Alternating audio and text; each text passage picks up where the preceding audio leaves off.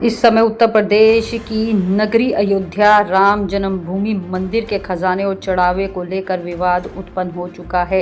करोड़ों रुपए के मां घोटाले की परतें दर परतें खुलती हुई नजर भी आ रही है। इस सनसनीखेज मामले में हर दिन नए चौंकाने वाले मामले भी सामने आ रहे हैं, जिससे देश विदेश के करोड़ों राम भक्तों की आस्था को झकझोर कर रख भी दिया है। आखिर अब सवाल ये उठता है कि इस महा घोटाले का जिम्मेदार कौन है और कौन है वो सफेद पोश। अब सुरक्षा एजेंसियों के रडार पर कई ऐसे ही सफेद पोश भी हैं। आपको ये भी बता दें कि मां घोटाले का 7 जून को शुरू हुआ था। ये सिलसिला महज एक हफ्ते के भीतर ही मुख्यमंत्री योगी आदित्यनाथ द्वारा गठित की गई उच्च स्तरीय विशेष जांच दल अयोध्या में ग्राउंड जीरो पर मोर्चा संभाल चुकी है। 15 जून को अपने पहले ही दिन के एक्शन में SIT की टीम करीब 6 घंटे तक राम मंदिर परिसर के भीतर जमीनी सुराग खंगालती रही, जहाँ टीम ने श्री राम जन्मभूमि क्षेत्र ट्रस्ट के महासचिव चंपत राय से बंद कमरे में लंबी पूछताछ की और सारे डिजिटल ट्रांजैक्शन खंगाले।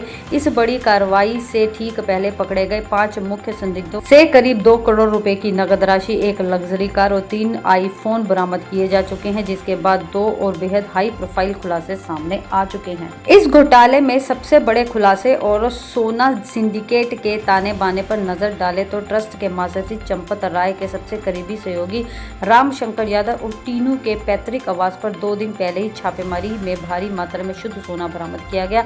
हालांकि आधिकारिक तौर पर जब्त किए गए इस सोने में कुल वजन की पुष्टि अभी तक नहीं की गई है। टीनू यादव के पास आज अयोध्या और लखनऊ जैसे मुख्य शहरों में करीब 50 करोड़ रुपए से अधिक की बेनामी चल अचल संपत्तियां मौजूद है। टीनू का पुश्तैनी मकान राम मंदिर से महज 150 किलोमीटर दूरी स्वर्गद्वार इलाके में स्थित है, जहाँ इस समय उनके सगे भाई रहते हैं।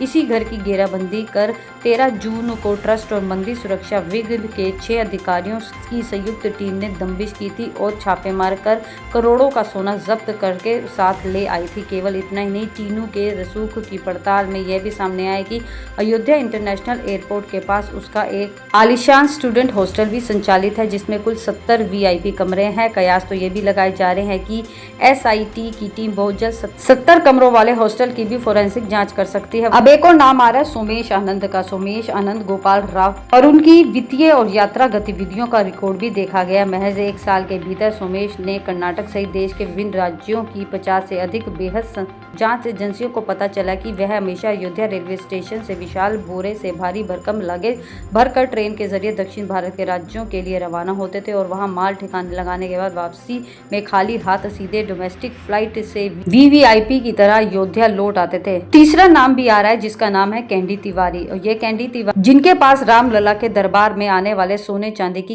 कीमती आभूषणों और गहनों को संभालने और उनकी कस्टडी की मुख्य प्रशासनिक जिम्मेदारी थी। कैंडी तिवारी भी वर्तमान में गहरे संदेह के घेरे में हैं और PCF केंद्र में ट्रस्ट के सदस्यों के कड़े सवालों का सामना भी कर रहे हैं।